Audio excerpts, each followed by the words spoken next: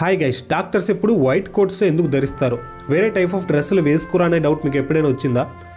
మీరు ఏ ఎంప్లాయ్ చూసుకున్నా సరే ఒక్కొక్క స్టేట్లో ఒక్కొక్క కంట్రీలో ఒక్కోలా డ్రెస్సులు అయితే ధరిస్తారు. కాకుంటే డాక్టర్స్ చూసుకున్నట్లయితే వరల్డ్ మొత్తం కేవలం వైట్ కోట్స్ మాత్రమే ధరిస్తారు.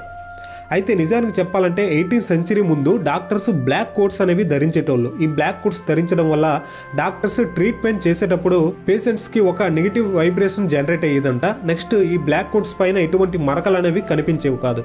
అయితే మొట్టమొదటిసారిగా 1903 సంవత్సరంలో జార్జ్ ఆర్మ్స్ట్రాంగ్ ఈ వైట్ కోట్ ఇన్నోవేషన్ని మొదలుపెట్టారు. అప్పటి నుంచి ప్రతి ఒక్క డాక్టర్స్ ఈ వైట్ కోట్స్ని వేసుకోవడం మొదలుపెట్టారు. ఇక్కడ మీకు ఒక ఫోటో కనిపిస్తుంది చూడండి.